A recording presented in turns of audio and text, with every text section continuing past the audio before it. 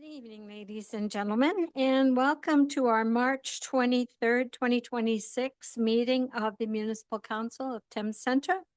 The time is 5 p.m. I'd like to call this meeting to order. No additions to the agenda that I'm aware of. So a mover and a seconder to approve the agenda as circulated. Deputy Mayor Smybert and seconded by Councillor Lockie. All in favor? And that carries.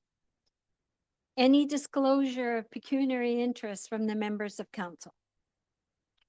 I'm seeing none. Any announcements? I don't have any, so any announcements that any member of council might like to make? No? Okay.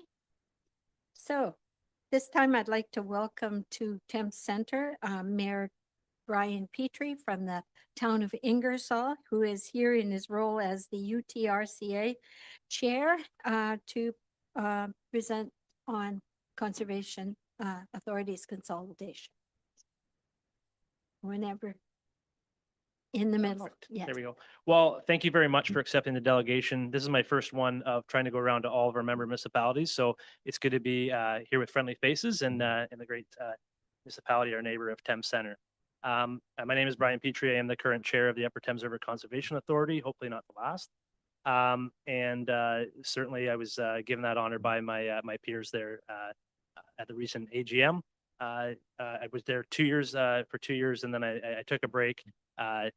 Dean Jurkowski from West Perth became the chair, but then he also became the warden of Perth County, which took a lot of his time. So I was able to return and help him out that way as well. So, okay, let's go to the next slide there, please. So I'm sure everybody's aware of the provincial announcement that came through on March 10th, 2026.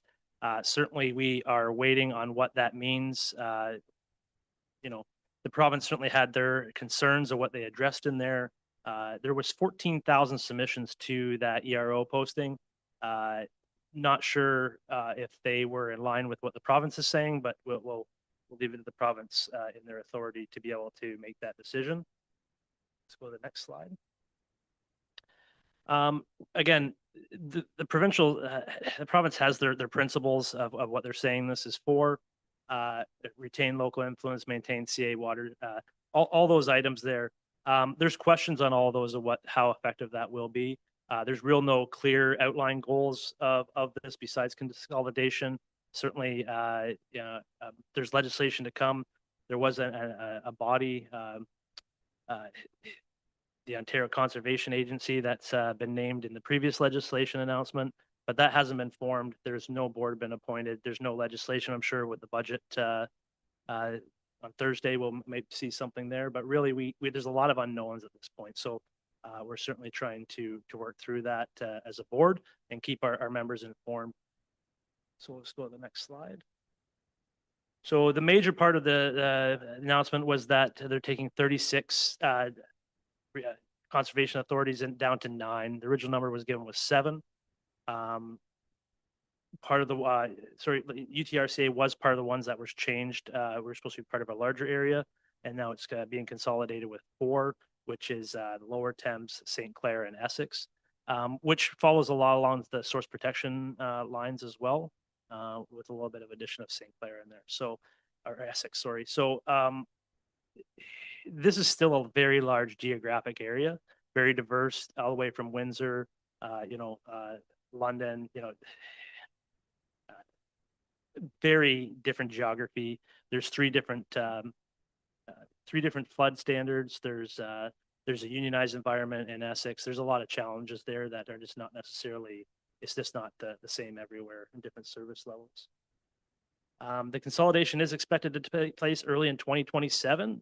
There's a lot to do. There's a lot of unknowns to take place before that, but really there's a lot of this trying to get in place, I guess, before with the new municipal elections coming as well. But again, the truth will always be in the legislation and the regulations that come out, which have not yet. So next slide. So yeah, now we will be under the Western Lake Erie Regional Conservation Authority, which doesn't sound good when you try to say it as an acronym, so I won't. And that's the 4 that are there. Our Upper Thames has a very good working relationship with each of the these conservation areas now. Again, a lot of them are under the source water protection, so there is that relationship that's there. But again, what that looks like, we won't really know until later. So next slide. The province has said these will be municipally governed. There's some changes there, what that means though. So certainly they are saying that this is now going to be an upper tier and single tier only. So I do hate to say that your voice is gone from Thames Center. Tom Heeman is your counselor, representation there, and that he also represents Luke and Badolf. The sad part already is with the legislation that came out already, the policy decision making at the local level is gone. That's already been taken away and directed towards the agency, which is provincial controlled. The board will be appointed by the province. And so that local say is being eroded. And while your members, your local ratepayers may see a savings on their tax bill, that's just being transferred to a different level. So I know there was a report from Middlesex County on that and what that would mean. But again, we don't know the true cost to this because we don't know exactly what's happening. We're still waiting on that. Interesting case in the single tier, that would mean London, Windsor, but it would also mean St. Mary's with a population of 8,000. And it would also mean Peely Township was about 235 would have a seat on the board. So I don't know exactly how that works, but there's still a lot of loss of local representation. In our case, there's 15 different board members that each have a different view throughout the watershed. Again, timing after the 2026 municipal elections, you will, the upper tier will appoint new representations to that regional council, depending on the formula the province comes up with. But you're still going to get a bill because the budget for 2027 has to be passed before the end of this year, and it's going to be paid by the local level. Next slide. So there's an outbreak of all the municipalities that are from our calculations right now. Again, without the legislation, this is what we're going on. But you know, there's still a lot of population there. It was 81 municipalities before they split it up, but you're seeing there, they're saying maximum 15 to 20 members on a board. That's a lot of geographic area to cover. They're saying population, again, we just don't know how that's going to be attributed. Next slide, please. Yeah, so as I said before, this is certainly going to take away your local voice around this council table and having the say about what happens in the Thames Center part of the watershed. There's no doubt about it. They can spin it all they want. They're talking about local council representation councils, but those are not governance bodies. Those are input mechanisms. The real policy is going to come from the agency that is provincially controlled and the regional authority, which again, we don't know exactly what that'll look like. Next slide, please. So yeah, this has been 80 years we're coming up with UTRCA. It's a model that was created locally. We have to remember that conservation authorities took municipal cooperation to make in the first place. They've been always municipally led organizations. They agreed to change them and they agreed to dissolve them. That never happened here. It was certainly a provincially led decision. And so anything that happens now is going to be provincially led, but you will still be the payer of that bill, whether it's at this level or a different level, and what that increase looks like. Really worried about the balance of rural versus urban population representation. It's always been a struggle. You know, we've tried to balance that on the board. It's valuable. We need all the inputs from different areas to know. Certainly, I may know Ingersoll better than Thames Center, but I certainly don't know Perth East or Perth West, the top of the watershed, as well as others. So we really value that and to provide the programming that our memberships who pay the bill would like to have there. So that's going to be rewarded or eroded. Sorry. Next slide, please.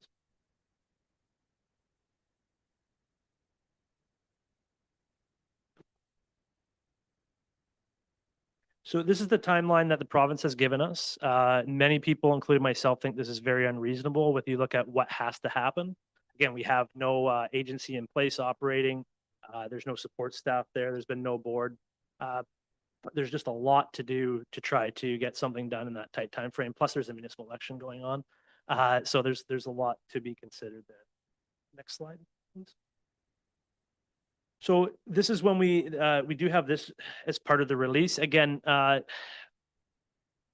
taking all these announcements as kind of tweets out because we don't have the legislation, so it's hard to. We're taking them at the province's word, but again, we really have to wait for the actual nuts and bolts to be released. I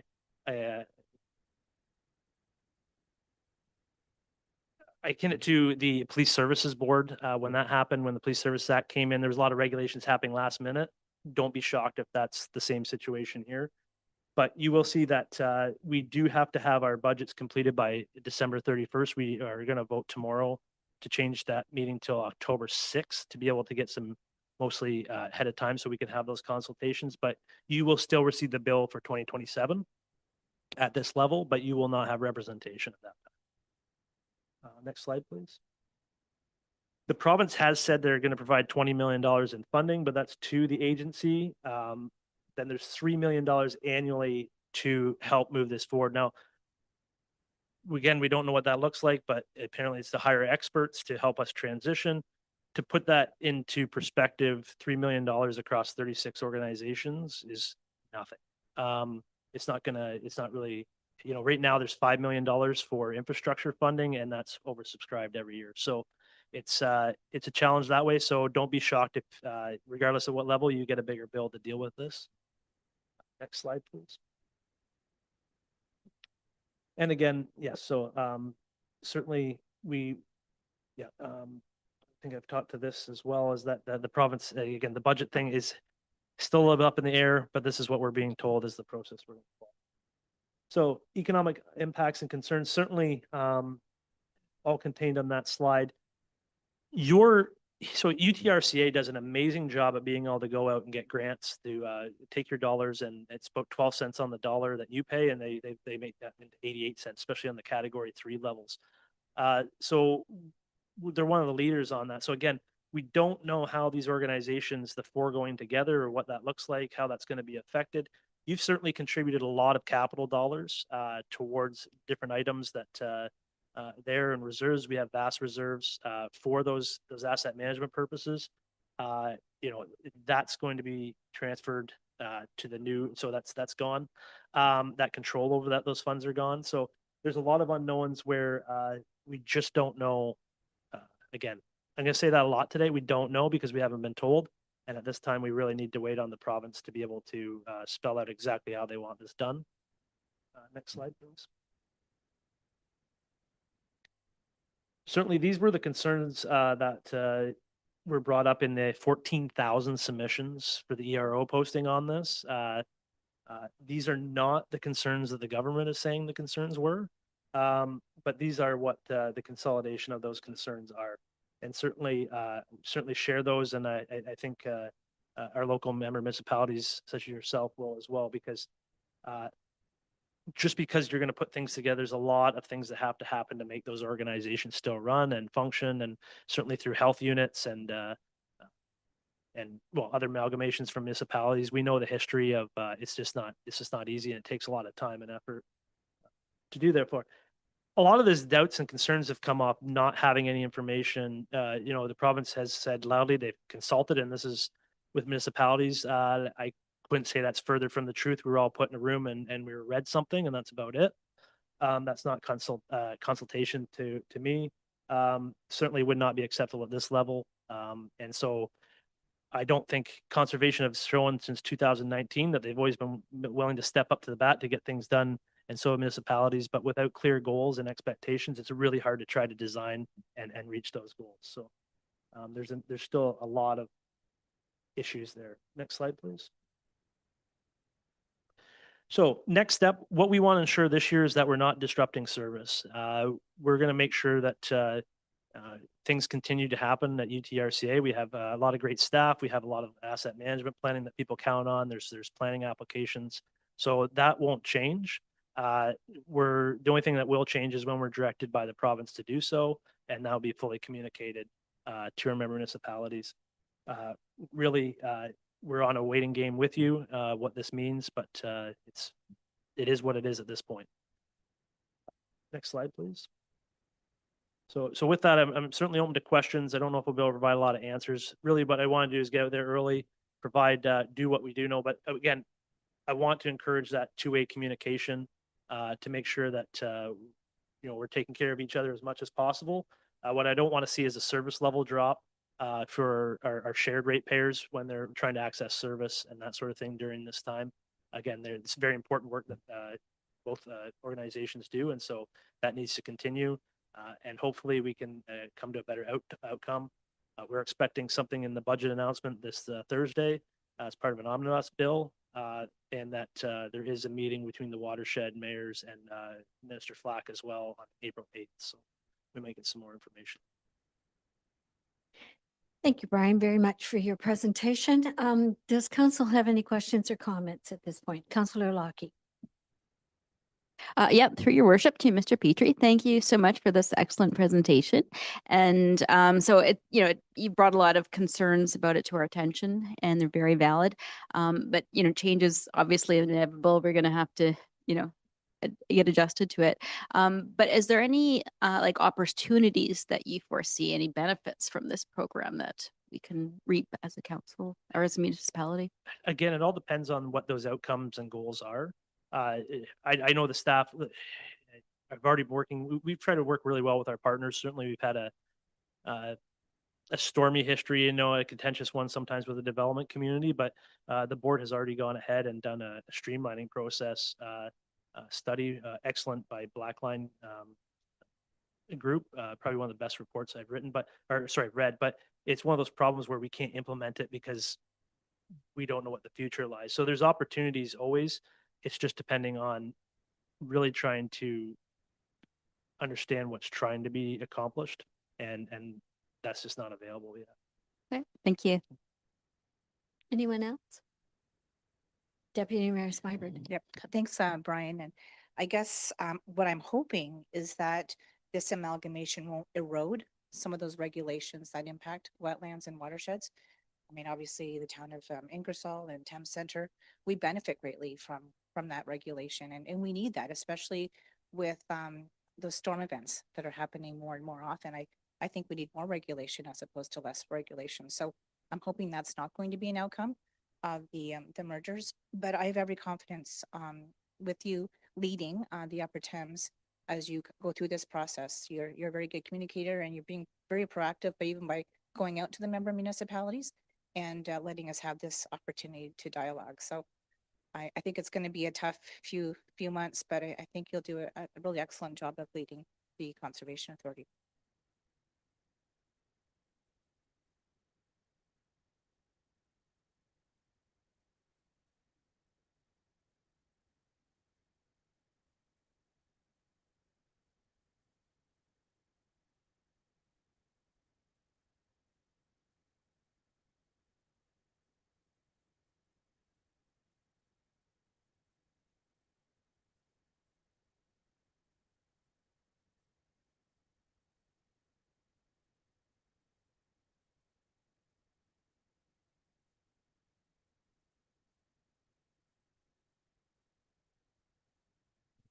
Thanks, Brian. And as someone who sits on the Kettle Creek board, which also borders onto Thames Center, Tom Heeman obviously is our rep on Upper Thames, but in talking to other municipalities who in some cases have up to 5 different watersheds impacting their municipalities, I think that there are still some very significant questions that we would like answered by the province. One of which is what happens to the assets owned by all the various watersheds. Employees, obviously, because you're not going to take 36 managers and get it into 9 without losing somebody. The reserves that we have. And another big one is the people who have donated land. So I would really welcome some answers to some of those questions as the province works through this, so that municipalities and current CAs have a clearer path of where we're going to go. So, but I do appreciate your presentation here. I think you've highlighted a number of issues that we will have to try and find answers to. So, okay, well, thank you. Certainly, I'll take those questions and concerns, and anything else that, again, keep that communication open, and we'll get a list together and we'll try to jointly get those answers. Yeah, and then on that point as well, I would encourage anybody around this horseshoe, if they've got any questions that they would like to try and find answers to, as Mayor Petrie has mentioned, we are meeting on April the 8th with regional mayors and wardens. So might have a few answers if you have questions. Okay. Well, Brian, thanks very much for your attendance here tonight. We appreciate it. Thank you very much for Okay. having me. Have a good night. So at this point, I was wondering if we could get a mover and a seconder that the presentation provided by Upper Thames River Conservation Authority, Chair Petrie, regarding the Conservation Authority's consolidation be received for information. Deputy Mayor Smybert and seconded by Councillor Lockie. All in favor? And that carries. So item number 7 on our agenda is a motion that council adjourn its regular meeting at 5:21 p.m. and move into public meetings pursuant to the Planning Act to consider applications listed on the March 23rd, 2026 regular council agenda. A mover and a seconder. Moved by Deputy Mayor Smybert and seconded by Councillor Crockett. All in favor? And that carries. So item number 7.1, zoning application for the property address 3810 Elgin Road in Thames Center. And Alana, whenever you're ready.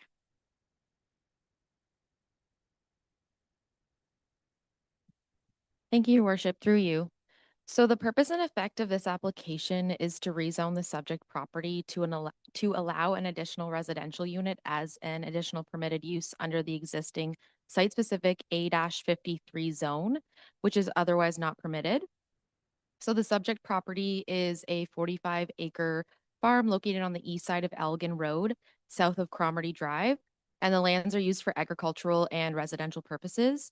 And the lands contain a single detached dwelling with a floor area of approximately 2,000 square feet and is serviced by a private well and septic system.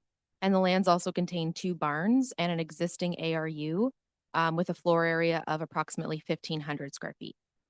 So this zoning bylaw amendment is being sought to legitimize the existing ARU, which is located east of the single detached dwelling. So as we can see, it's a little red box on the map.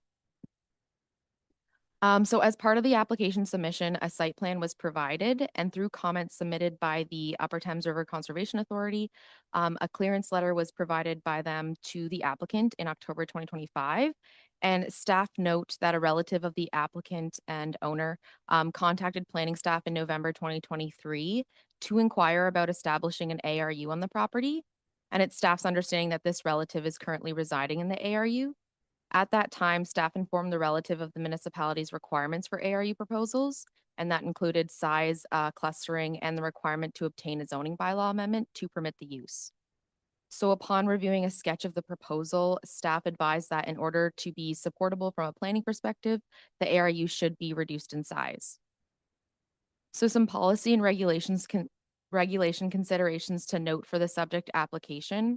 The provincial planning statement states where a residential dwelling is permitted on a lot in a prime agricultural area, up to 2 additional residential units shall be permitted in accordance with provincial guidance, provided that where 2 ARUs are proposed, at least one is located within or attached to the principal dwelling, and any additional residential units comply with MDS formulae, is compatible with and would not hinder surrounding agricultural operations, have appropriate sewage and water services, address any public health and safety concerns, are of limited scale, and are located within, attached, or in close proximity to the principal dwelling or farm building cluster, and minimize land taken out of agricultural production. So the county official plan also permits ARUs in agricultural areas, subject to criteria that is similar to the PPS, including that the ARU is clearly subordinate in scale and function to the primary unit. And it should be noted that that County Council adopted Amendment Number 4 to the County Official Plan in January 2026. And the purpose of the amendment was to update the official plan to ensure that the land use policies are current and reflective of provincial legislation, and also that they are consistent with the provincial planning statement. So while the policies implemented through OPA 4 are not in force and effect until the Ministry of Municipal Affairs and Housing approval, the updated policies have been considered given they indicate the intent of County Council, but are not determinative for the purposes of this planning application. So the adopted policies in OPA 4 include size limitations, such as where the principal dwelling has a ground floor area greater than 1,500 square feet. The ARU shall not exceed 75% of the gross floor area of the dwelling to a maximum of 1,300 square feet, whichever is lesser. So Thames Center's official plan permits second dwelling units, now referred to as ARUs, and includes a policy which states any regulation concerning second dwelling units shall limit the size of the second dwelling unit to ensure it remains clearly secondary to the primary dwelling unit. So from staff's analysis of the application, while the ARU is generally clustered with the primary dwelling unit, so located approximately 30 meters from the dwelling, given the size of the ARU being 1,500 square feet, staff has concerns with the proposal. Staff is of the opinion that the proposal does not meet the intent of the ARU policies in the PPS or the county official plan. Staff interpret the term subordinate and limited in scale to mean that ARUs are intended to be clearly smaller in scale than what is in effect serving as another single detached dwelling. So based on the size of the proposed ARU, staff is of the opinion that the ARU does not meet this expectation. Thames Center's official plan provides policy direction to allow ARUs, provided they are capable of being appropriately serviced, and the official plan notes any regulation concerning the ARUs shall limit their size so that they're clearly secondary. And as staff have concerns with the ARU size of 1,500 square feet, as staff is of the opinion this proposal does not meet the intent of the municipality's policies, and the proposal is not clearly secondary to the 2,000 square foot primary dwelling. So based on the foregoing, staff is of the opinion that the subject application is not consistent with the provincial planning statement and does not conform to the County of Middlesex official plan or the Thames Center official plan. With regard to agency comments received during the circulation of the public meeting notice, comments were received from the county engineer, the director of public works, the drainage superintendent, the Upper Thames River Conservation Authority, the chief building official, and ExxonMobil, and these comments are found within the report. No public comments have been received to date. So staff recommend that application Z1-26 be refused for the reasons outlined in the report. Thank you. Thank you, Alana. So at this point then, is there any additional information to be provided by the applicant? Online? Okay, bring them in.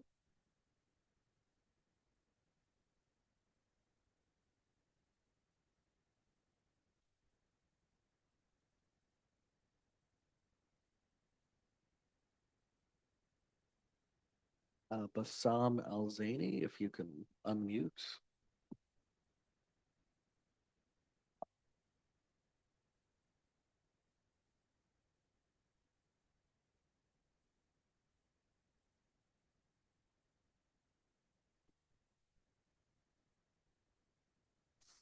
Bassam Al-Zaini, if you can unmute.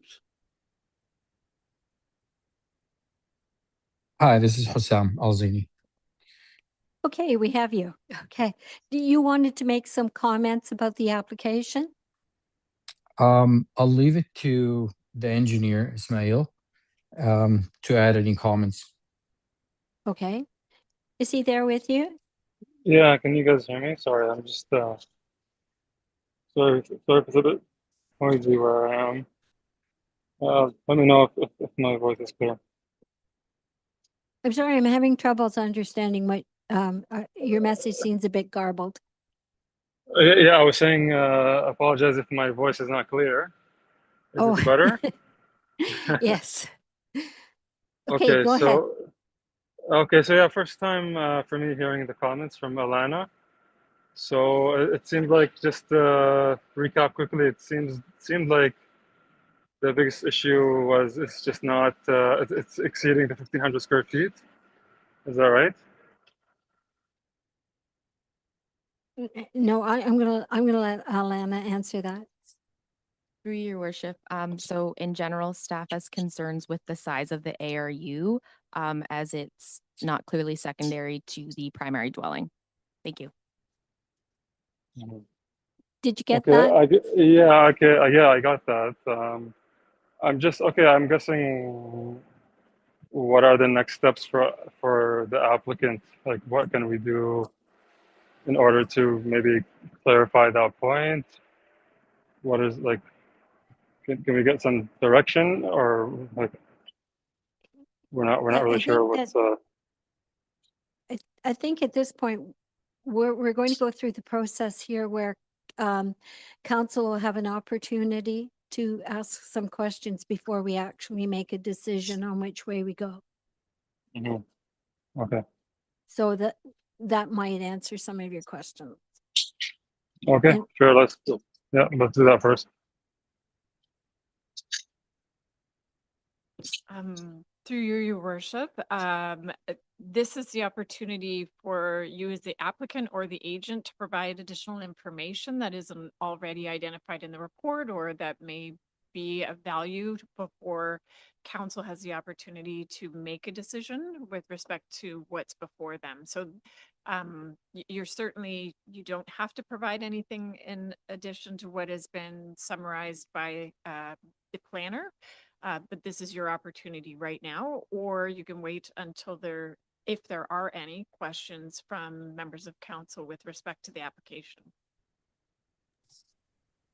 was that clear? Hi, Yeah, that is clear. Yeah, sorry. Yeah, Bassam was gonna say the issue is that they don't believe the intent is that it's an ADU. So, is there any information you can provide us with that could help that so point? Or? to just um to be honest, we are a little bit sidetracked or blindsided onto this because when we submit the application, we were told there was no um I might be using the wrong term, but there was no official um, size requirement yet in the bylaws of the township, and the idea was to provide all the information that we have, then present it in front of the council to be able to see whether this actually meets the requirement or not. We were not aware that does not meet the requirement, and this is a bigger um, dwelling than what we're permitted.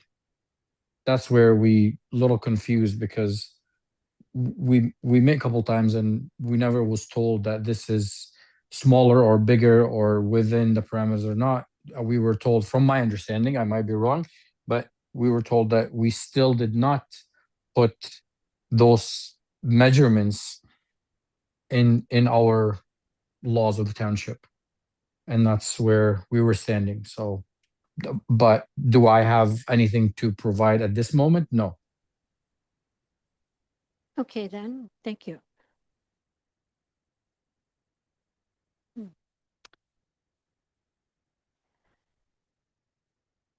Is there anything you have to add to his comment, Alana? Then Through your worship, so the number and size that the landowner was given in 2023, being 49% or less, was based on OPA 27. That was the adopted number locally and then approved at the county level. So that advice was given at the time that was adopted and likely approved. So that number is not the number today, but through through county council's adoption of OPA 4, it seems that that's the intent of county council to have those specific numbers. So the 75% or 1,300 square feet, whichever is less. And to be consistent, staff's not supportive of this proposal based on the size. Thank you. Great. Okay. So what I'm going to do is there anyone else online who wanted to speak to this application? No? Okay. Well, then I'm going to move this over then to council for any questions or comments that they might have. Councillor Crockett, go ahead. Thank you, Mayor. I have a couple of questions. I guess the first is that I just wanted some clarification from our planner here as I was reading through the report once again and listening to you speak at the same time. So this is more clarity on my end than anything.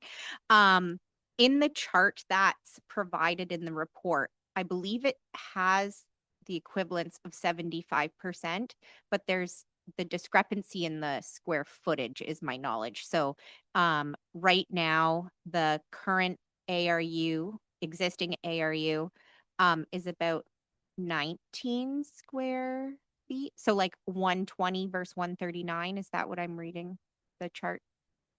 So down on page 5, as part of OPA 4, it reads 120 square meters. And in the chart, the dwelling is currently 139 square meters. Is that okay? Yeah, through your worship. So based on OPA 4, the maximum is 120 square meters. And right now what's being proposed is 139 or 1,500 square feet. Thank you. Which brings me to more of a comment. I know that in OPA 4, it does specify some deviation in understanding from existing ARU parameters within settlement boundaries and outside of settlement boundaries. And in the case here, we're looking at outside of the settlement boundaries. So to me, I know that size requirements are important, but it is one of those things I just struggle internally with on whether you have the space on the property, whether we should be restricting it to that when other considerations should perhaps be made, such as the location of the ARU, which is clearly behind the original dwelling. Frankly, you can't even really see it from the road. So I would definitely say that it's not overpowering the existing dwelling. So just something perhaps for us to consider. And then further to that, I know that other considerations that we look at when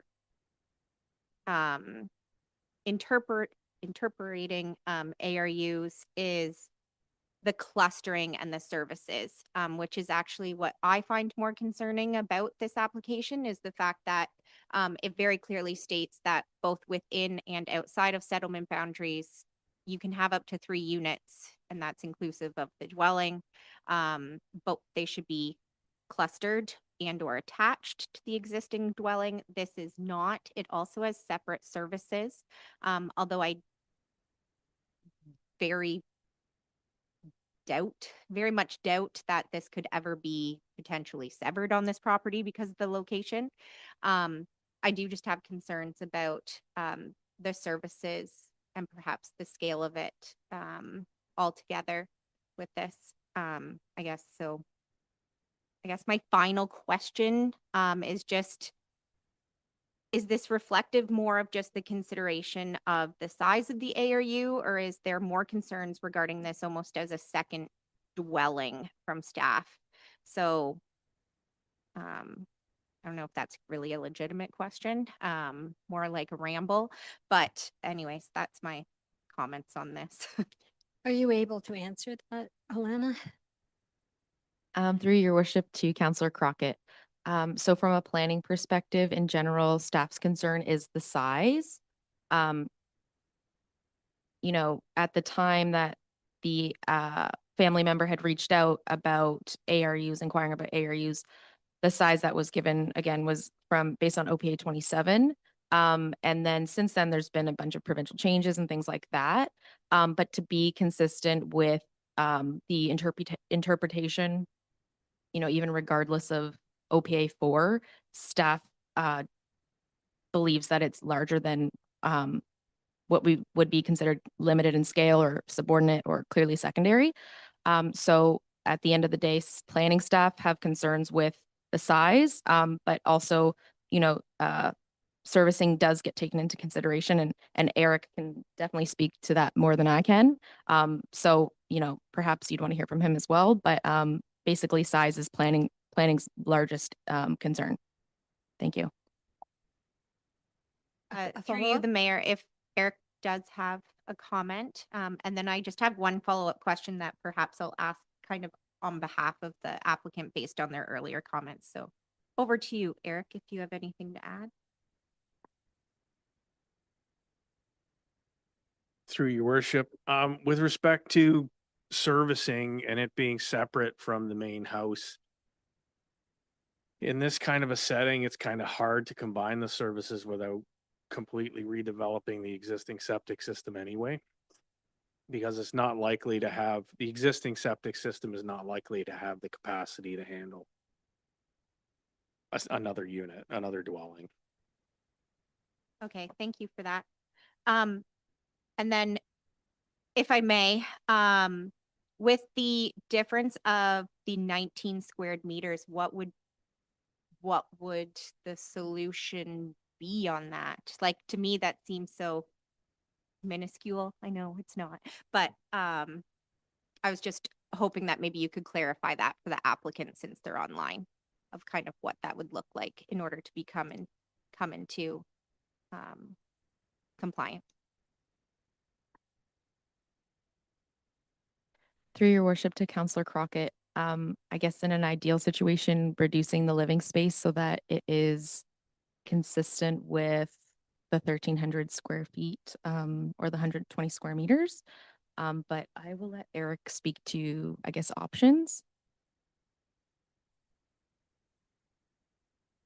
Through your worship, I guess it's a possibility that they could convert a portion of the building into outdoor storage or something like that.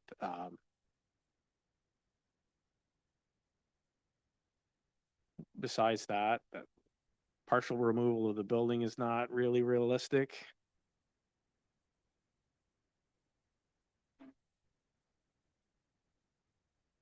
Thank you. Okay. Deputy Mayor Smybert.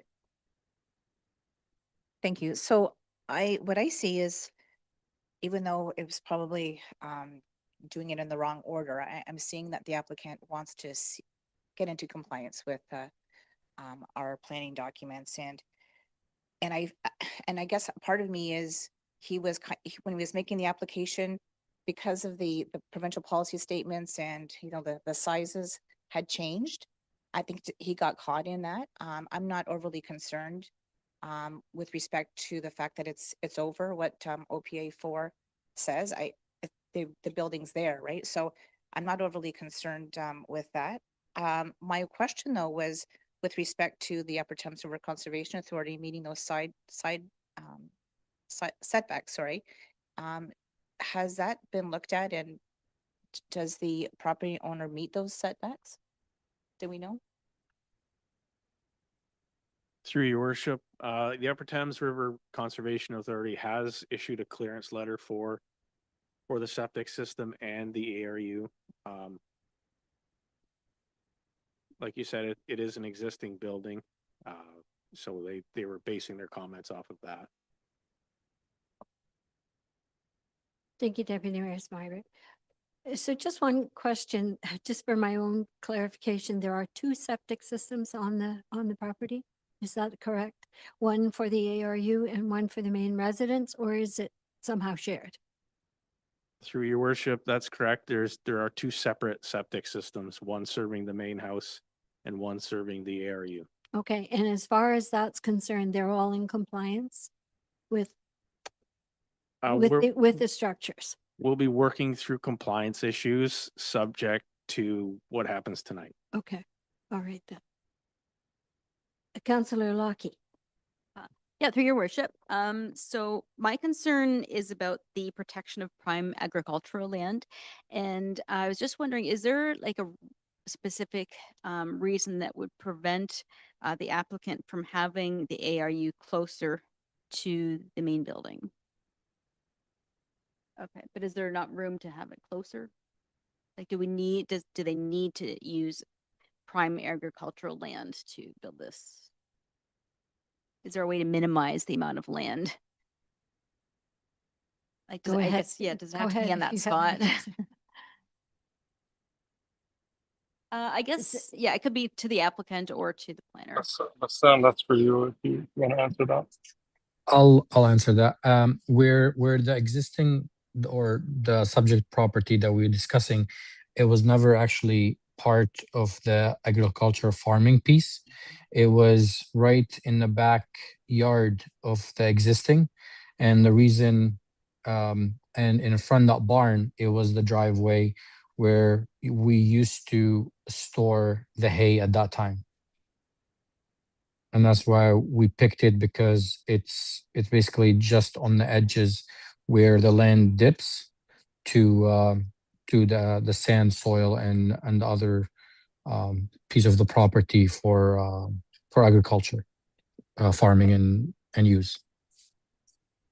Thank you. Thank you. Thank you. Anything further from council before we move on? Okay, then, before you, and we'll probably have it up on the screen shortly, is the decision, a mover and a seconder for the motion appended to your agenda. If we can pull that up on the screen, council has a chance to read it.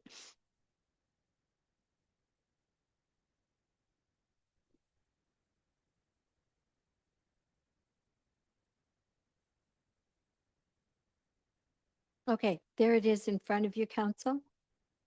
Just take a moment with it, and we'll move to the calling the question.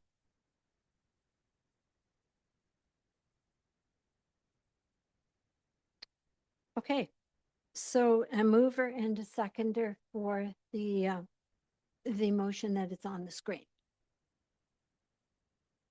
Moved by Councillor Lockie and a seconder. Okay. Objections? Seconder? There's no Sorry, there's no seconder, seconder, so the motion fails. Okay. Deputy Mayor Smythe? I'd like to put a motion on the floor that staff provide a report at a future council meeting that would outline conditions if we decide to approve the application. Deferral. A deferral? But because we Yeah. can't, we don't have the conditions in front of us if we. So it's we not approve. one that requires conditions, Oh, unless okay. you would like to set conditions. But we can deal with that. Sorry. Elena? Sorry, through you, your worship. So for zoning bylaw amendments, unfortunately, they're not something that can be conditionalized. That's what I was thinking. Thank you. So Right. if you wish to, So then the motion would be, to approve Yeah. and that an implementing bylaw be brought forward at the next regular council meeting, unless you would like a report on. no, I'm sorry. No. I just wanted to make sure all the bases were covered there, but if there are no conditions, then I'll move that motion, please.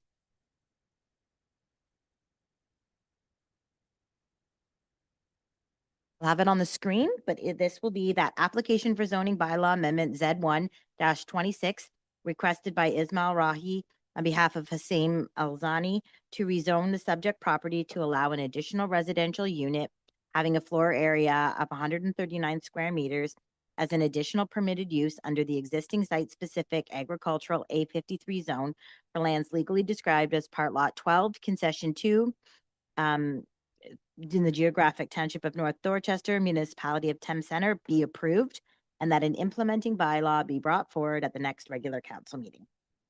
Okay, we have a motion on the floor by Deputy Mayor Smythe. Is there a seconder? Seconded by Councillor Crockett. All in favor? Oh, you certainly can. Sorry. Through your worship, I'm just wondering if it's possible, there was a request initially with respect to a report. I am also just wondering whether or not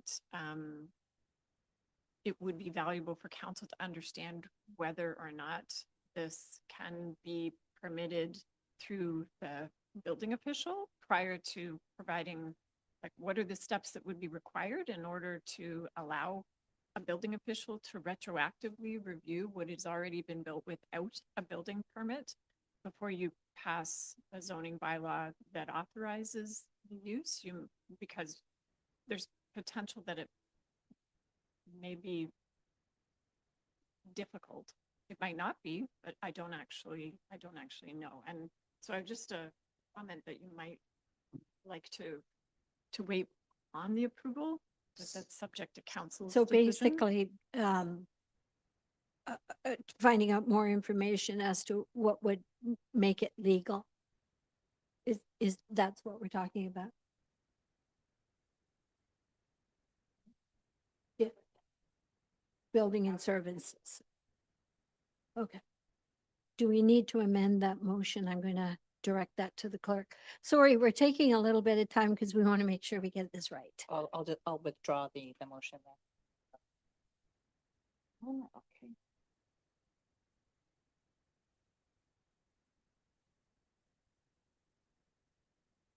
So the way I would write this, so the same part, except for instead of be approved, that, so relating to the application to, that staff be requested to provide a report on bringing the building and services into compliance with the building code, and that this be brought forward at the next regular council meeting, if possible, or do you want to just a future regular council meeting? Okay, and that the decision on the planning application be deferred until such time. Yes, Everyone understands that? yeah, I'll Okay. move that motion, Okay. please. And a seconder, Councillor Crockett, all in favor? Okay, that carries then. Okay, and you will be communicating these to the applicant following the meeting. Okay, thanks for your attendance online. I hope you got all that. Thank you. Yeah, I got it. Okay, thank you. All righty. So the next item on the agenda is 7.2, a zoning application for the property address 22668 Valley View Road. And we're going to look to Erin Besh to present. Whenever you're ready, Erin. Thank you very much, Your Worship.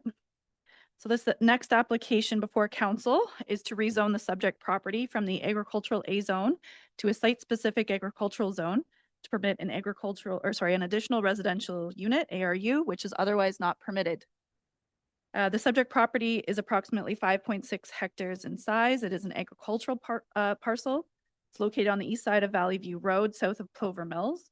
The lands are currently used for agricultural and residential purposes and contain an existing single detached dwelling with a floor area of 334 square meters, as well as a commercial tree farm. The dwelling is serviced by private well and septic system, and the property has 2 existing accesses from Valley View. The applicant is proposing to construct a 111 square meter detached ARU, which would be serviced by a separate private well and septic system. The proposed structure is to be located adjacent to a new agricultural building currently under construction. And if approved, the detached ARU would be located approximately 60 meters from the existing dwelling and approximately 10 meters from the new barn. In support of the application, the landowner has had a qualified professional complete a slope stability analysis, which demonstrated the limits of the erosion hazards on the property due to the proximity to the Thames River. This proposed ARU is located in one of the few areas outside of this slope stability area, and it's outside of the erosion hazard limit in collaboration with the Upper Thames River Conservation Authority. Staff note that the public notice was circulated. I did include an additional variance for height. This was done sort of to make sure all bases were covered. I did not have an opportunity to speak to the building department prior to sending out the notice, so I just wanted to make sure out of abundance of caution, but after discussions, it was determined that it was not necessary. So it was removed as a requirement. So the only item that we are dealing with today is adding it as a permitted use. The subject lands were also recently enlarged through consent B1625, which added a 3.43 hectare portion of land from the abutting property to the north, known as 22946 Valley View Road. The applicant is currently working through conditions for this consent, and it has not been finalized as of yet. The subject lands are a bit wacky with their zoning. There are three, sorry, that was a very unprofessional way to describe that. There are 3 zones on the property: a site-specific rural residential, agricultural, and environmental protection zone. The RR-6 zone is a little bit strange. It adds a provision that allows for a 1 hectare lot to be created. I suspect that it was done to allow for the severance of the property to sort of the south. However, this the subject property was included, I think maybe in a mapping error or something has happened. Although the RR6 zone does technically apply to a portion of the property, it really doesn't add any site-specific provisions that matter. The rest of the property is agricultural, and that is what we are looking to rezone this evening. We're not looking to touch the RR-6 or the EP zone.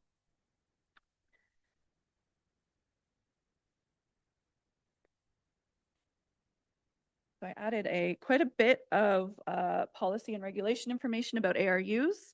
The provincial planning statement, PPS, provides policy direction to encourage an appropriate range in housing, mix of housing types to promote the long-term needs of our community. This includes permitting ARUs as a means of increasing housing supply and supporting housing choices. The County of Middlesex official plan also provides policies for ARUs as a means of increasing diversity and stock of rental and affordable housing, creating opportunities for aging in place and providing homeowners with additional sources of income. The county official plan indicates that ARUs shall be clearly subordinate in scale and function to the primary unit. For ARUs outside of the settlement area, they shall be grouped with the primary dwelling, shall meet minimum distance separation formulae, and shall be prohibited from being severed from the property. So I do want to note, I know a topic of discussion with the previous application was certainly the fact that there's multiple septic systems being proposed. In this case, I do think that it is appropriate, as the erosion hazard of the property really only allows for the structures to be located where they are. The barn that is under construction and then the proposed ARU directly beside it is outside of the erosion hazard limit, and therefore a septic system really it's not close enough in proximity to the existing dwelling to work. So I did want to just note that that is the case in this situation. With respect to the scale of the ARU, it will have a floor area of approximately 111 square meters, which represents approximately 51% of the gross floor area of the existing dwelling. I'm of the opinion that this size maintains the structure as subordinate to the primary dwelling, conforming to the intent of the county official plan policies. I do want to note as well that the county specifically states that the ARU is to be clustered with the existing dwelling. The PPS actually speaks to clustering of either the dwelling or agricultural buildings. So in this case, although it is separated from the primary unit by 60 meters, it is clustered with an agricultural building that is under construction. There is no minimum distance separation requirements for nearby livestock operations, so there's no hindrance to surrounding agricultural operations, rather. The Thames Center official plan provides additional direction regarding ARUs. However, I am satisfied that they are still being met with this proposal. The Thames Center official plan also requires the application to be held to a number of different criteria, which I have analyzed in my report. I won't go through in details, but I am satisfied that the location and the proposal is appropriate. I do want to note, I did identify on page 12 that the frontage and area of the property exceed the minimum requirements of the agricultural zone. Of course, 9 hectares is not exceeding the minimum requirements of the 40 hectares that's required. But it's recently been enlarged, and it's completely satisfactory for the proposal in my mind. So the application was circulated as per the requirements of the Planning Act. The chief building official did advise that a building permit will be required for the additional residential unit. He also clarified that the height variance would not be required in this case. The Upper Thames River Conservation Authority also provided a number of comments. They have already consulted with the applicant that's why they went through the whole process of the slope stability assessment. And they are satisfied that they have no objections to the location of the structure. They did note that from their perspective, the property should be rezoned so that all of the valley lands or all of the the land within that erosion hazard area should be rezoned to EP. However, that is sort of outside of the scope of this application. So I did note, thank you for the comment, and we'll keep that in mind. But I did not amend my recommendation this evening. And we did not receive any public comments. So the application, my recommendation on the application is that it be approved and the implementing bylaw be considered on the agenda this evening. Thank you. Thank you, Erin. So I see Mr. Cole's in the room. Anything to add? Do you want to come up to a mic if you have something you want to say? Because we're recording. A hard no or a hard yes? Yeah, just to note that both buildings are within class 0 soil, which is not considered to be farmable. So I'm not taking any farmland out of circulation. Thank you. All right. Do we have anybody online? No, your worship. And no one in the chambers wanting to speak to this application? Nope. Okay, then. Any questions or comments from council? Okay, I'm seeing none. So if there's no further discussion, the public participation meeting is now closed, and we move to the decision that is on your agenda. So a mover and a seconder. Are we good with the one here in front of us? Okay. All right. There we go. So moved by Councillor Crockett and seconded by Councillor Lockie. All in favor? Good. That carries. Thank you. Thanks, Erin.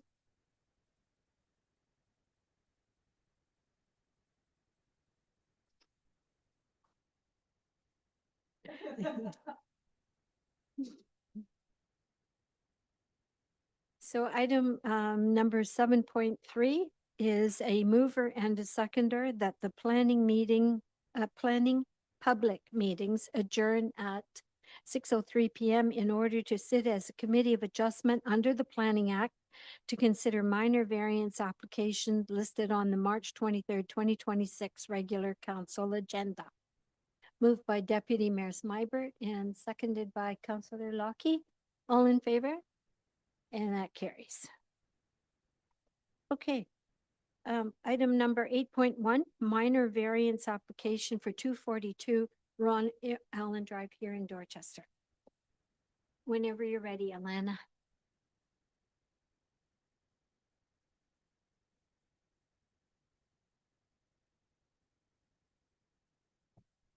Thank you, Your Worship, through you. So the purpose and effect of this application is to seek relief from the Thames Center zoning bylaw with respect to minimum lot area requirements of the residential first density R1 zone for 2 severed lots created through applications for consent B17-25 and B18-25, as well as the retained lot. So the subject property is a 0.86 acre lot situated on the northeast corner of Marion Street and Ron Allen. And the lands as a whole contain a single detached dwelling and a shed. As the committee will recall, the lands are subject to application for consent B 17-25 and B 18-25. And those applications sought to create 2 residential lots. The applications were conditionally approved by council on October 20th. And through this minor variance application, the applicant is requesting the reduced lot area of 1,102 square meters for the severed lands and 1,286 square meters for the retained lands. Whereas the minimum lot area for a lot serviced by municipal piped water and septic system would be 2,000 square meters. So obtaining a variance to address the deficient lot areas for the severed lands and the retained lot is a condition of consent for both B 17-25 and B 18-25.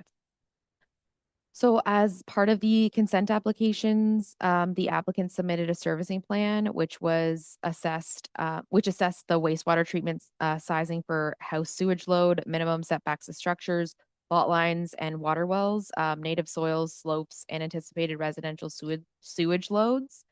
And also provided an impact assessment regarding isolation of sewage effluent from groundwater, and the attenuation of contaminants to groundwater. So those were submitted for the consent applications, but also for the minor variance. Staff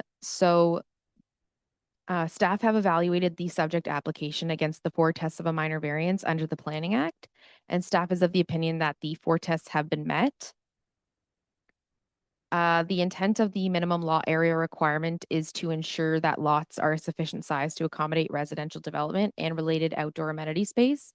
And given that the lots are to be serviced by private septic systems and municipal piped water, and based on the servicing plan, it appears that the proposed dwellings on the severed lands and the dwelling on the retained lands would comply with the regulations of the R1 zone. And no concerns were identified by the chief building official with regard to the requested variances for lot area and the servicing plan provided. So it appears that the lot sizes would be adequate to accommodate those septic systems. So overall, staff is of the opinion that the 4 tests of the minor variance have been met. With regard to agency comments received during circulation, comments were received from the Director of Public Works, the Drainage Superintendent, the Chief Building Official, the Upper Thames River Conservation Authority, ExxonMobil, and CN Railway. And those comments are included within the report.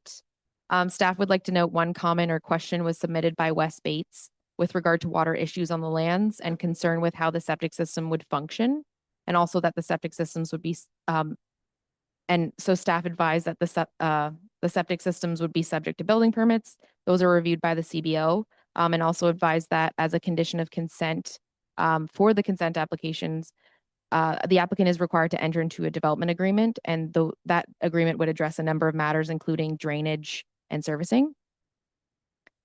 So staff recommends that the application be approved for the reasons outlined in the report. Thank you. Thank you, Alana. So is the applicant in the room who wants to make more comment or another comment or questions is online either? Oh, okay.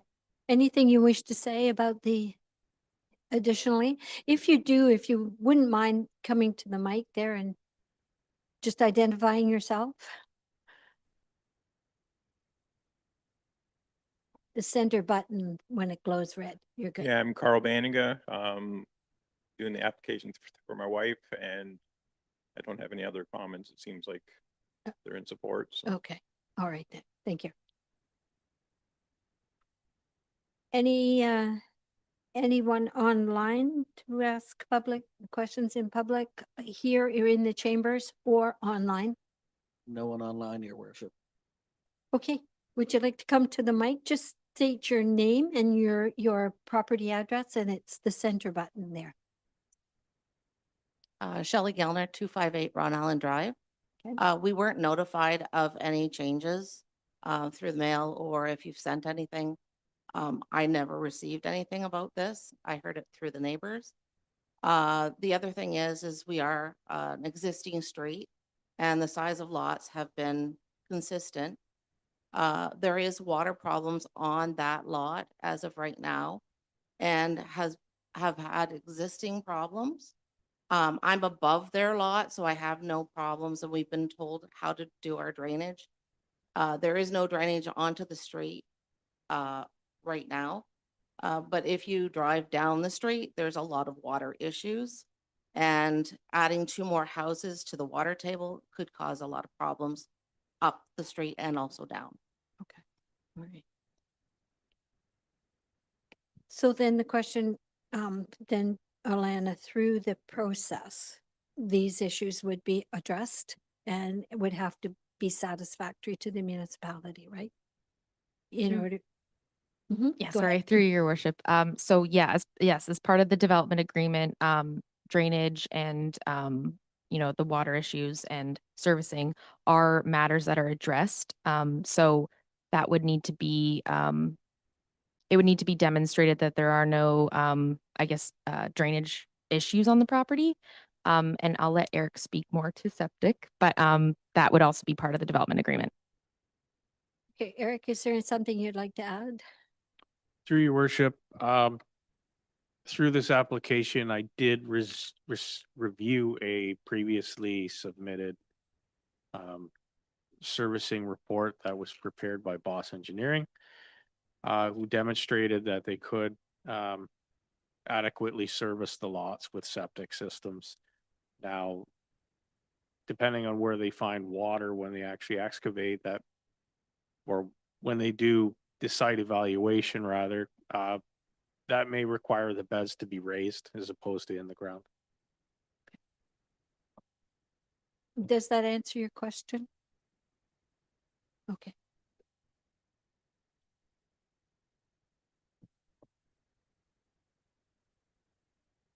With construction on the street, there has to be some manners in regards to that. Grass has been damaged, driveways have been like not used, and vehicles left on the street that we can't get by. Not saying it's his, we've had a couple builds on the street. So it's discourtesy also of when buildings are being put up, that they have to think that the residents have been there a long time and they have to be courteous as well.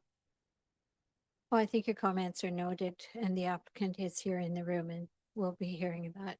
So going forward. Anyone else? No one online, you said, right? Okay, all right then. Any questions from the members of council? Councillor Lockie. Yeah, this is just to the applicant. I was wondering if you could address the concerns of Ms. Geller about, construction.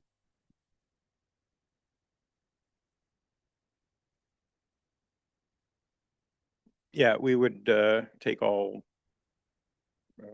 means to, make sure the street's usable, that we're not blocking. When we built our house, there was another house being built. There was a lot of vehicles on the street, and some of those vehicles were on our property as well, and messed up the grass. So I understand where people are concerned, and we'll do our best to ensure that these problems happen. Thanks. All right. Anything else? Deputy Mayor Smybert. Thank you. I just was wondering for Shelley's benefit, if the planner could outline the notice requirements when these applications get circulated. Through your worship, to Councillor, or Deputy Mayor Smybert. So for minor variances, we're required to circulate public meeting notice to properties within 60 meters of the subject lands. So I'm not positive if this meets the 60 meters. It looks like it might, but I'd have to go and check out our mailing labels to confirm. And then we also do post a sign on the property, just so that anybody going by the property is aware that there's an active planning application. Thank you. All right. Okay, any other questions from council? Well, in that case, then a mover and a seconder for the motion before you. Moved by Councillor Lockie and seconded by Deputy Mayor Smybert. All in favor? Okay, and that carries. Thank you very much.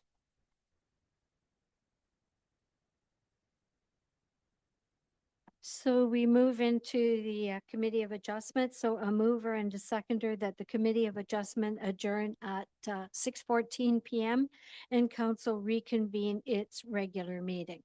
Moved by Deputy Mayor Smybert and seconded by Councillor Lockie. All in favor? And that carries. So approval of the previous minutes, that the minutes of the regular meeting of council held on March the 9th, 2026 be approved as circulated. Deputy Mayor Smybert and Councillor Crockett, and all in favor? Okay, and none were opposed. Okay, the consent agenda. Unless someone wants to pull anything, items listed under the consent agenda are received for information in one motion. Council members may request that one or more items be separated for further action. Otherwise, the motion is that consent agenda items 10.1 through 10.3 be received for information. Moved by Deputy Mayor Smythe, or you want, Sorry. you pulling Sorry, one, I are you? would like to pull item Okay. 10.4, please. Go ahead. So 10.4 is with respect to the nominations for the OSAM Executive Committee for 2026. The nominations are now open. I've been a board member for several years, and I would like to continue to be on the board. I'm just looking for support from my colleagues to nominate me for that position, please. Oh, okay. Do we have any support for the for the deputy mayor? I was going to say, I think Danielle and I are both in support. Absolutely. Otherwise, might get earmarked. Okay, so moved by Councillor Lockett, Councillor Lockie for the support, and with support by Councillor Crockett. So yes. All right. Any other item on there that anybody wants to talk about? Okay. So then a mover and a seconder that consent items 10.1 through 10.3 be received for information. And that 10.5 through 10.7 also be received. We missed that. How did I miss that? It's not on my. It's not on yours. I missed. it. Right. That It's was not. my fault. It's not. I thought I couldn't read there for a minute. Okay, moved by Deputy Mayor Smybert and seconded by Councillor Crockett. All in favor? And that carries. Okay. So next item on the agenda is the reports of departments. Oh, there is. Okay. So 11.1 on the agenda is the official plan amendment application 04-25 and zoning bylaw amendment application Z25-25. Henrique Gomez as the applicant, Landrise Inc., care of Michelle Dornbosch as the agent, and the property address is 3892 Dundas Street, otherwise known as County Road number 2. So whenever you're ready, Alana, or no, we got a clerk's trying to mess me up here tonight. I'm sorry. It says Alana, but it's Aaron. Go ahead, Aaron. Thank you very much, Your Worship. So this next application before council this evening, there are 2 applications being requested, an official plan amendment, as well as a zoning bylaw amendment. The purpose of the official plan amendment is to redesignate the subject lands from the rural residential designation to the site-specific highway commercial special policy area 3 designation, which would permit the establishment of a tradesman shop in the rear of the subject lands. And the purpose of the zoning bylaw is to rezone from the rural residential zone to a highway, site-specific highway commercial HC-18 zone. The site-specific provisions would add tradesman shop as a permitted use, would restrict outdoor storage, as well as reduce the minimum interior side yard setback of the dwelling abutting a residential zone from 10 meters to 8 meters. The subject property is approximately 0.35 hectares in size, located on the north side of Dundas Street, west of Missouri Road. The property contains an existing single detached dwelling and is accessed via a private driveway from Dundas Street. The lands are privately serviced as well. Surrounding land uses consist primarily of rural residential properties to the west, the mobile home park directly to the east, There's a golf course to the north, and additional highway commercial uses are located further east along Dundas Street, which includes a gas station, used car dealership, and restaurant. And land south of the subject property are primarily agricultural in nature. The applicant is seeking the official plan and zoning bylaw amendments to permit the establishment of a tradesman's shop in the rear of the property behind the existing single detached dwelling. And this proposal also contemplates to continue the residential use of the property. The applications were originally brought forward to council requesting permission to establish a contractor's yard, which is defined in the zoning bylaw.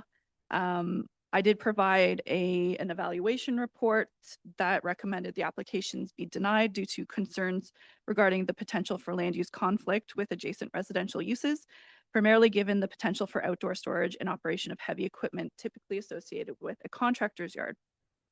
At that time, the applicant's agent did request the application to be deferred to back to staff to allow for continued conversations. Through these discussions, the applicant indicated a willingness to amend the proposal to permit a tradesman shop, which staff interpret as a less intensive use in a contractor's yard. A tradesman shop generally involves indoor storage of tools and equipment and does not contemplate outdoor storage or the regular operation of heavy machinery on the site. This revised proposal includes the construction of a new commercial building in the rear of the property along with associated parking. Access to the building would be provided by extending the existing driveway, so no new access would be proposed. And a new septic system is proposed to service both the residential and commercial uses, with the existing system to be decommissioned. The applicant's also proposing a privacy fence around the perimeter of the commercial area for screening and security purposes. So I do want to note that although we have revised the request through the official plan and zoning bylaw amendment, it's not that the applicant's business is potentially changing. The discussions were very much based around the fact that what they do does not really fall within the parameters of a contractor's yard and would more likely fit within the tradesman shop. Removing the contractor's yard permissions, just sort of blanket permissions, I believe that it really limits the scope of what can be used in this structure and what the property can be used for. So I just wanted to add that little clarity that, you know, the business itself hasn't necessarily been redefined. We are just looking at it from somewhat of a different lens. And through zoning and site plan approval, there's potential remedies and mitigation that can be undertaken. The applicant has indicated the commercial component of the property would function as a small scale support facility for the construction business, primarily for the indoor storage of tools and scaffolding within the proposed building. Construction materials and most equipment are stored at off-site job locations, and employees typically travel directly to the construction sites rather than assembling at the subject property. The applicant has advised that access to the site would generally occur once or twice per day for the purposes of picking up or dropping off tools, scaffolding, or a trailer, with typical business hours Monday to Friday, 7 a.m. to 4 p.m. The applicant has also indicated that the existing dwelling will be maintained and used for residential purposes, potentially as accommodation for employees associated with the business. I did also want to note that the proposed development is subject to site plan control. Through this process, detailed matters such as building location, parking layout, grading, drainage, lighting, and screening can all be addressed and ensure that the development is compatible with surrounding land uses and minimizing potential impacts on the residential properties adjacent to this. Public consultation, of course, at the public meeting when we at the October 20th council meeting, we had our public meeting. There was a number of neighbors who did speak. I have summarized in my report the primary concerns of the neighbors. I have not received any additional concerns since that time, so council has all of that information currently. I did do, my report is 19 pages, so I did do quite an analysis of policy and regulations. I won't go through all of it, but I do have a general opinion that the limited scope of the tradesman shop does fit within the context of our policy documents, specifically limiting through the zoning outdoor storage. Everything is to be kept inside the structure. The working hours are 7 a.m. to 4 p.m. It is a relatively limited on-site presence. It is going to be for picking up a trailer or delivering scaffolding and setting up for the next site. So based on that information that the applicant's agent has provided, I do find general support for the application.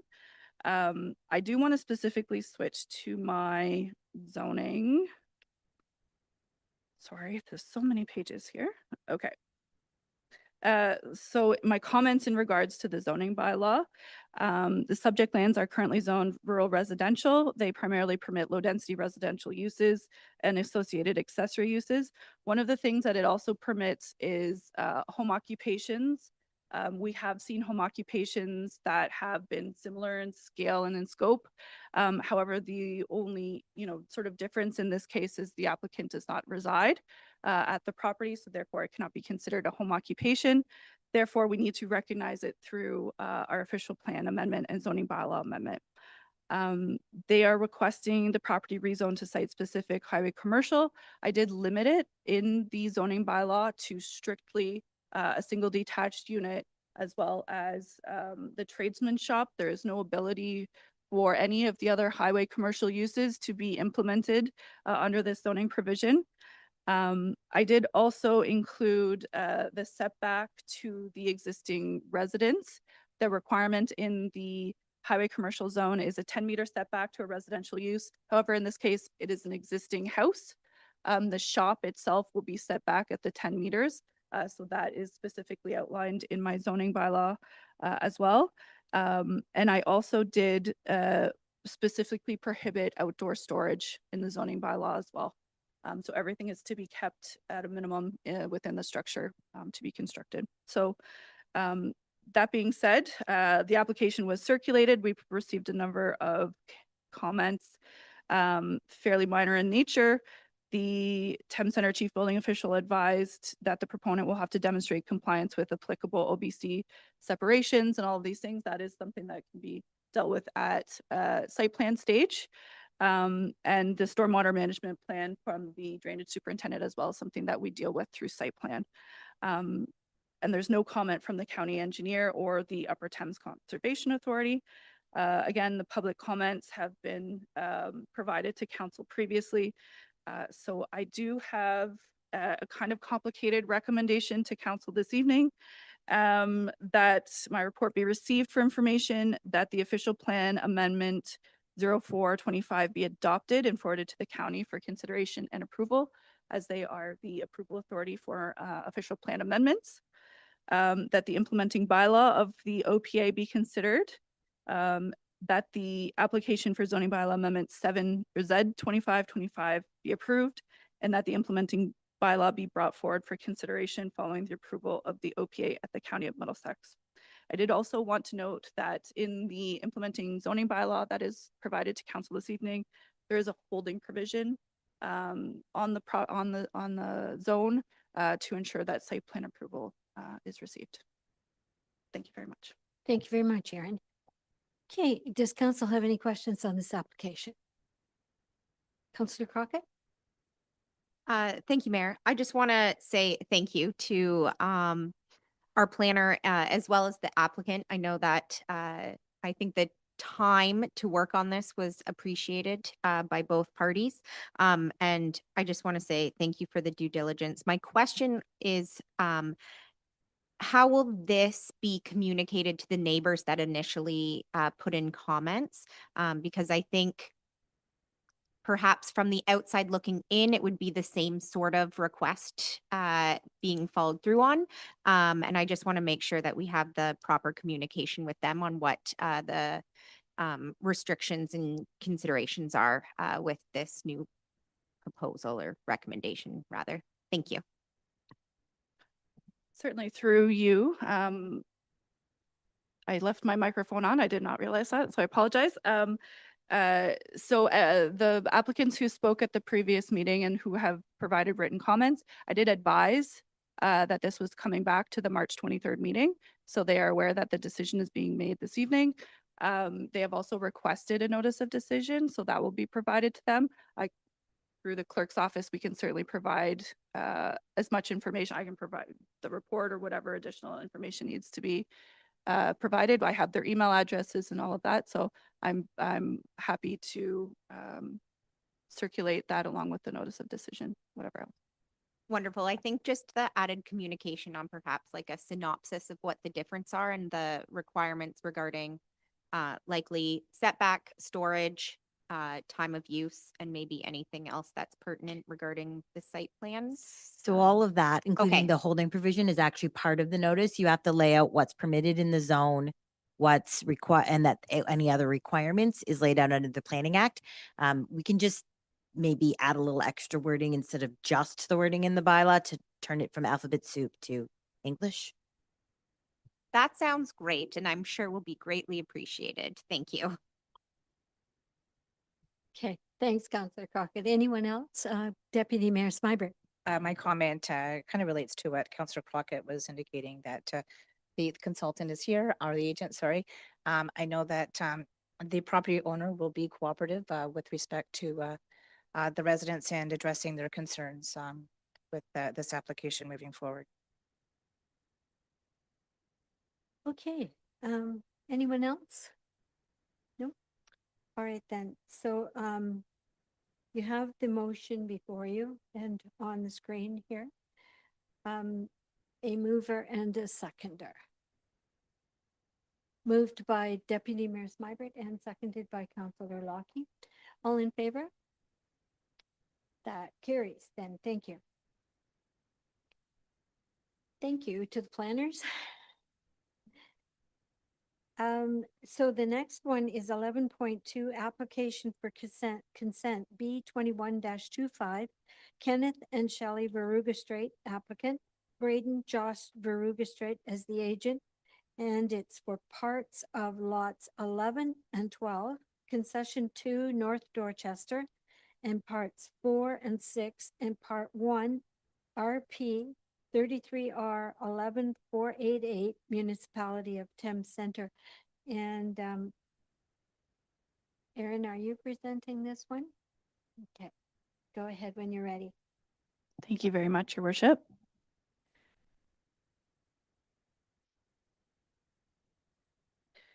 So the purpose of my report was to provide council with a list of conditions for consent B 21-25, which would facilitate a boundary adjustment for lot addition purposes from the subject lands to be merged with 3558 Elgin Road. I won't go through the purpose. You are all very familiar. This came at the previous council meeting on March 9th. Council decided to defer the application back to planning staff to prepare the conditions of approval. I did not originally bring them forward with my evaluation report, as my recommendation was denial. But I did provide a list of recommended conditions this evening. I have spoken with the applicant and gone through each condition one by one. He broke his leg, I believe, so he was unable to attend this evening. But we did speak at length about all of the requirements. I did want to clarify a couple of things. So they're fairly standard in terms of when we have a lot addition, the property needs to be merged in title and PIN and all of that legal stuff that needs to happen. So that is a condition. There's also the potential request for a drainage reapportionment that will be determined by our drainage superintendent. And if not required, it's a simple check. There is the requirement for a minor variance. So it is required even without the additional structures in the front yard that we dealt with previously. The lot area of the subject lands, which is the farm parcel, it is giving up an acre of land, therefore it is moving, it's more deficient in lot area from moving away from the 40 hectares that is required. Therefore, a minor variance is required as a condition. Through that process, I know that it's the applicant's desire to construct a house on this property in the rear Therefore, the two structures at the front would be made, would put them in the, technically the front yard. I have confirmed with the chief building official that both structures would need to be identified under the building permit for the shed, which is the newest construction. It's actually not on this aerial photo. It was identified as a residential agricultural building, so there is the residential component, which makes it accessory to a residential use. Therefore, they would both need to be recognized in a variance. However, we can take care of it all in one application. So it's not an additional fee and application and all of that stuff. So we can deal with it all at the same time. The only additional condition is the requirement for the road widening, which is up to 18 meters from both the severed and retained. Otherwise, everything else is fairly standard. Happy to answer any questions if you have. So any questions from council? Councillor Crockett. Thank you, Mayor. My question was very eloquently answered by Aaron in regards to which buildings were defined in the accessory buildings in condition 5. If none of my other council members have a question, I would like to additionally add, I don't know what to call it, a motion. Okay, the motion for this to be approved as well, and I can read that aloud if there are no other questions. Are there any questions before we proceed? Doesn't appear to be. So go ahead. Jana can read it.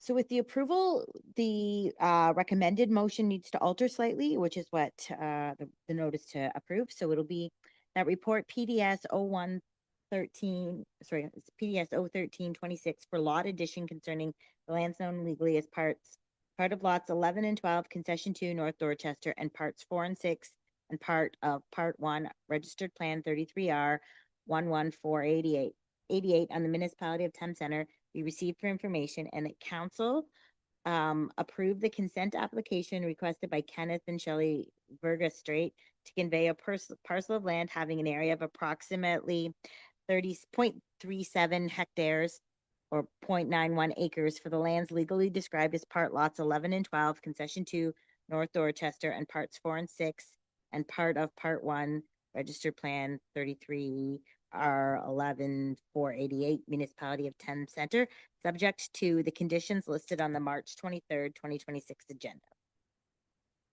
Be approved. Yeah, we put approved ahead of it, sorry. All right. Thank you. So this has been moved by Councillor Crockett. Correct. So a seconder for the motion. Deputy Mayor Smyber, all in favor? Okay, so none opposed, so that carries. Thank you, Aaron.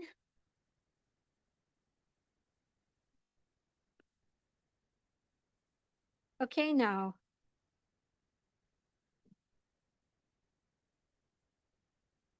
I think we're moving on to the Jared Craven show here.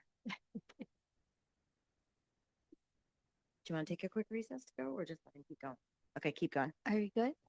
Okay. So we have several reports here for our Director of Public Works. So the first one is 11.3, the 2026 DWQMS infrastructure review. Thank you, Your Worship. Report PW-01026 shares the 2026 annual infrastructure review that occurred on March 23rd, 2026 for Dorchester and Thorndale drinking water systems. The reviews required yearly checks whether municipalities' budget and plans for water infrastructure are suitable and effective. It identifies needed replacement and renewal projects and gives recommendations for the next year's budget using water sampling, production, treatment, distribution records, maintenance logs, inspection reports, flow trends, consultant and operation inputs, and risk assessments. If any questions, I'd be happy to answer. Thank you, Jared. Any questions from the members of council on the report? Okay. I'm assuming Councillor Crockett has none. I certainly don't, so. Okay, a mover and a seconder for a to receive the report. PW 010-26, 2026 DWQMS infrastructure review. Moved by Deputy Mayor Smybert and seconded by Councillor Lockie, and all in favor? Okay. The next one then is the 2025 drinking water system summary reports. Thank you, Worship. The 2025 summer reports for the Dorchester and Thorndale drinking water systems prepared to satisfy Ontario Regulations 170-03, Schedule 22 of the Safe Drinking Water Act provides an overview of the 2025 activities in compliance for council. The ministry inspections found no non-compliance or recommendations for improvement at either system. Dorchester was inspected on February 5th, 2026, and Thorndale was inspected on June 4th, 2025. Each received a 100% inspection rating record. These reports and inspection summaries provide for council's information and regulatory fulfillment. If you have any questions, I'd be happy to answer them. Good report, good work. Here. Any questions or comments from council? Okay, seeing none. A mover and a seconder, that the report number PW 011-26 2025 drinking water system summary reports for Dorchester and Thorndale drinking water system be received for information as required under section 11 of Ontario Regulation 170/03. Moved by Deputy Mayor Smybert and seconded by Councillor Lockie. All in favor? And that carries. And then another one for RFT supply and delivery of granular materials. Thank you, Worship. Report PW 01326 request to approve the award to supply and deliver granular materials to CR Chittick Construction Limited for $394,822, including HST. The annual tender posted on February 12th and closed March 5th, 2026, covers supply and spreading of roughly 20,000 ton of gravel. 2 bids were received by Chittick and McKenzie and Henderson. Chittick will source material from the Blythedale Sand and Gravel Pit.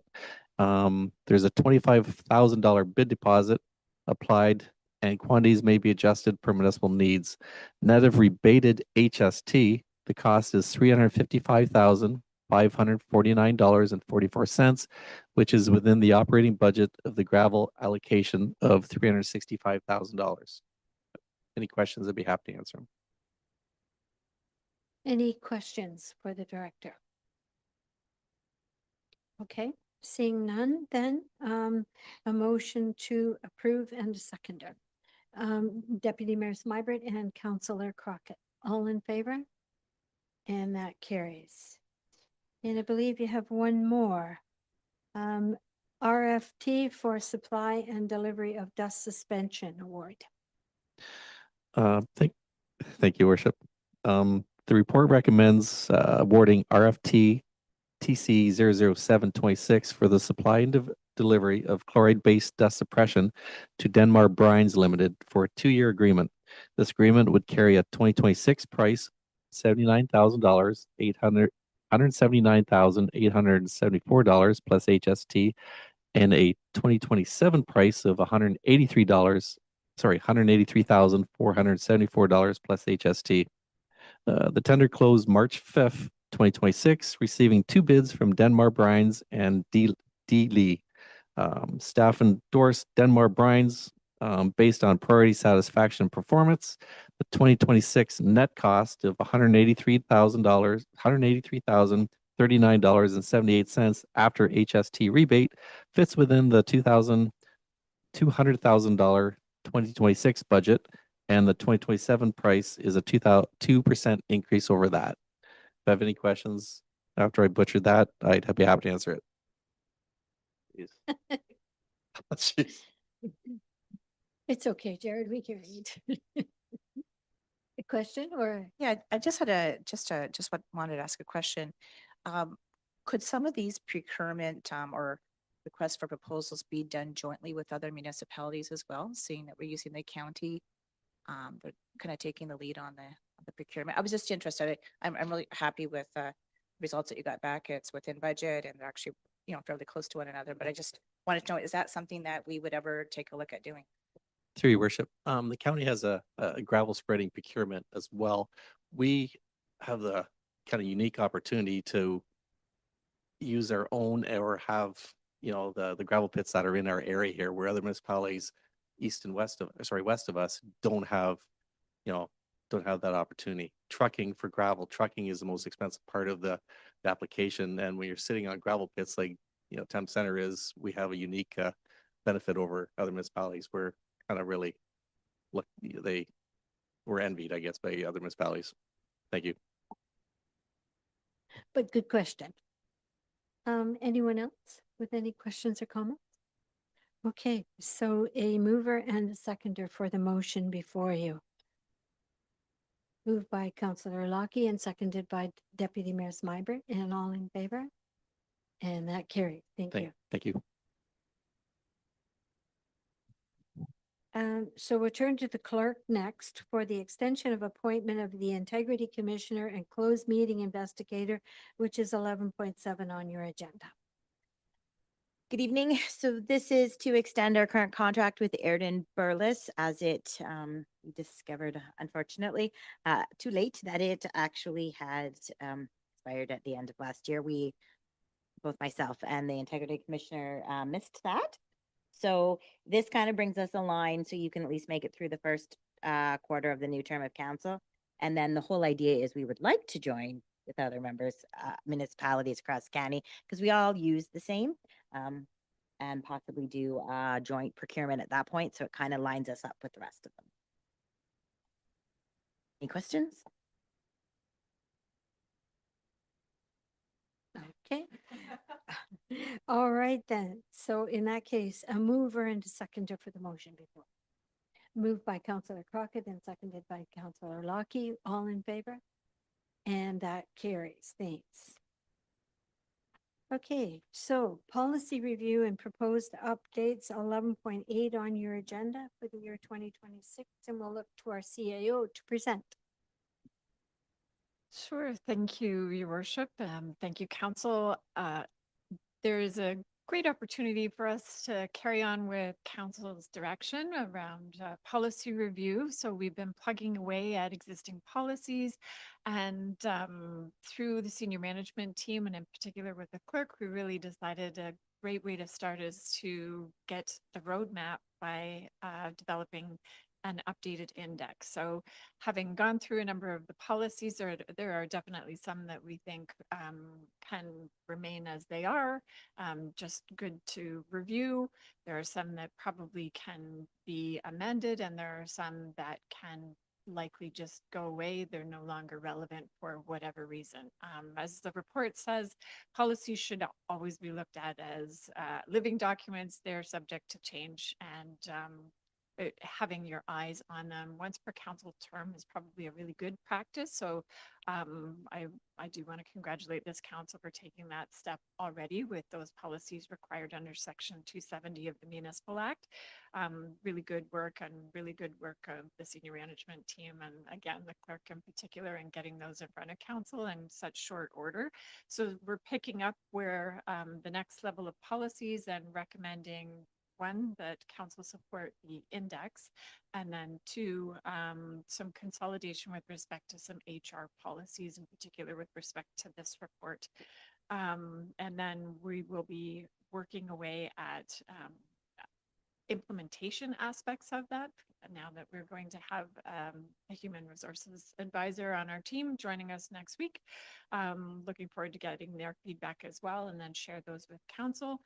But you'll also note on this evening's agenda a report from the treasurer with respect to a specific one. We thought we would pull that one out and let you have any questions that are answered that are specific to financial policies. But I'm very much open to any questions or comments with respect to the ones that are appended to this particular report. Leave that to you. Okay, thank you to the CAO. So questions, Councillor Lockie? Yep, through your worship. Yeah, excellent work for staff on pulling this together. I just have a couple, suggestions on things that you might want to consider adding, just because I've seen this happen in workplace. So the first one would be on 1.2 unemployment policy regarding the assets. And certain things you may think should be obvious, but aren't always. So one would be just specifying the about sharing of passwords, just clarifying that passwords cannot be shared. That's actually covered our IT policy. Oh. Specific policy on passwords that I be set up for that. Okay, perfect. And then also about removing any confidential printed content from municipal premises without permission. And then also, I don't know if this is in the IT one, but about employees having to lock their desktop when they leave to take a break. Yes, that is part of, we are supposed to be locking it. Yes. Okay, perfect. They're locking it or having privacy screens depending on where you sit. Okay, perfect. Then the other, I had a question just regarding benefits. Do we have anything that specifies a vacational entitlement and, about having to take the vacation versus getting paid out vacation? And also too, do we have any provision that says, if you've been working here so many years, you get an extra week after so many years of service? So through you to the counselor, yeah, the best practice with respect to vacation is we definitely want staff to take their vacation, because that's the best outcome, is that people who are doing their work really get the opportunity to have a break. But if they don't have the opportunity within the year to get that break, a limited amount of time with a plan for that to carry over. And if that doesn't come to fruition, or if that's not approved, then it's a payout that occurs. It's better than carrying that on for years and years and years, because of that financial obligation to the organization if you carry that on. But number one, we prefer that our staff take their vacation time. So that is one of the procedures that we do have, and currently in place with respect to vacation. There is generally a grid. There will be different arrangements with respect to unionized agreements and non-unionized staff, and some of that will depend on agreements that are individually negotiated in terms of what is agreed to for staff coming on board. But the general principle would be there's a time frame in terms of years of service that you have to the municipal organization, and that correlates to vacation time. And if you're coming in from the outside, you generally try to match that to the experience the person comes to the organization. Answer the question? Yeah. So is it written in a policy, in a different policy that just isn't presented here? It's currently in the procedures, yes. Okay, Yeah. perfect. Thank you. Any other questions? No, that's all I have on this Okay. topic. Alrighty. No other questions from council then? So the motion before you is that report number CAO-004-26 policy review and proposed updates 2026 be received for information, and that council directs staff to prepare a bylaw to adopt policies as drafted. HR 0.01 employment policy, HR 0.02 employment employee code of conduct policy, HR 0.03 compensation and benefits policy, HR 0.07 performance management policy, HR 0.08 CAO performance evaluation policy, and HR 0.09 social media policy, and finally HR 0.10 right to disconnect policy. Moved by Deputy Mayor Smybert and seconded by Councillor Crockett. All in favor? And that carries. Thank you. So we'll turn now to our Director of Financial Services and Treasurer to present long-term debt and financial obligations policy update. All right, through your worship, in front of you today is a long-term debt and financial obligations policy update in the same vein as we're reviewing corporate policies. This is one that I took a look at and thought, as I was going through, there were some changes I thought would be great to put in here. The report highlights a lot of the changes I'm suggesting from the old policy to the new policy. And if council has any questions, happy to address them. Okay, any questions from council? Councillor Lockie?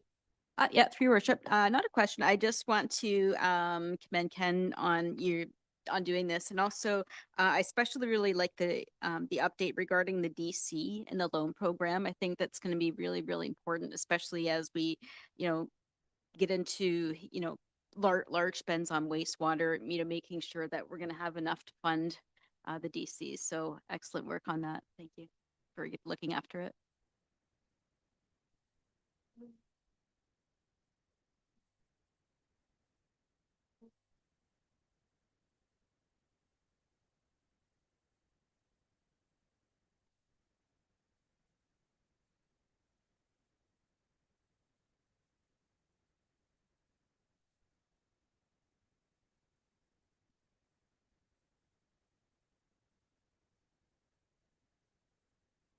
Great. Through your worship, this report is a legislated report that we need to bring forward. There's kind of self-explanatory here, but it just highlights council's expenses and salaries throughout the year. If there's any questions on the report, happy to address them. Thank you. Any questions from council? Okay, seeing none, then a mover and a seconder for the motion as appended to your agenda. Councillor Lockie and Deputy Mayor Smyberg, all in favor? And that carries. So next we move on to community improvement grants. Jill, to present. Thank you, Your Worship.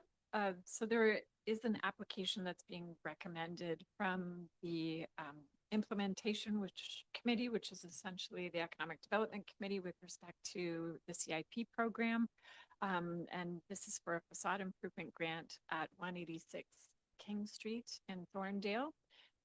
So we had a special meeting of that committee in order to discuss the application. I did note in the report to both the committee and then to council that because it was not fully committed, the amounts that are available through the CIP program, there is opportunity for council to consider doing something additional to public spaces. However, subsequent to the committee meeting, I had another individual reach out and they're interested in making application. So in general, the committee was open to extending time periods. So I leave that to council if they would also like to extend the time frame from the application deadline, which was, so sorry, I'm talking about two separate applications. One, 186 King Street is being recommended for approval. And then subsequent to that, is council interested in extending the application deadline to permit another applicant? We've got an interested applicant who's reached out and had a conversation with me over the last couple of days. And it does appear as though they are interested in a project for this year. They've received some quotes for the work that they would like to do and are interested in putting forward an application if that's something that council would like to see. So on that basis, then council is thus. Yeah, do you want a motion or just a? The motion on this, I would probably say yes, because that is in an adopted plan and bylaw, so we should have a motion to extend the time period. Okay, so let's deal with the first part, and the motion before us is that report number CAO -003-26 Community Improvement Grants 2026 be received for information, and that council approves the eligible cost for a facade improvement grant at 186 King Street in Thorndale through the Community Improvement Grant Program. So a mover and a seconder for that. Moved by Councillor Lockie and seconded by Deputy Mayor Smyberg. All in favor? Okay. Would the clerk like to give us some wording on the second part? That council agrees to extend the time period for accepting 2026 CIP grants Two, and I'm not sure if there's a period of time you want them extended as far as, or to eliminate the time period, it's up to you.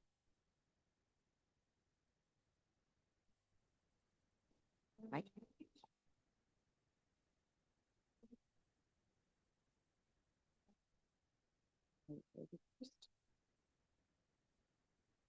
There's a second period in, yes, so I wasn't. I think the next one's in the fall.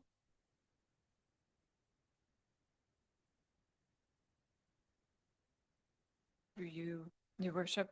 So if we receive the application, we would call a special meeting with the Economic Development Committee again, just to have them evaluate this application and then bring that forward to whichever council meeting is next. All right. Unless you are preferring and hoping that there's multiple other applicants, I'm not sure. There isn't any particular additional interest. It's more an extension for this one. Okay. Do we need to put a specific date in? I Mike's got wouldn't his know. hand up. He actually knows the. Oh, do you, Mike? Sorry. Missed you over there. I believe with the community improvement plan grants, they do already get accepted year round. The deadline is just to line them up in front of economic development.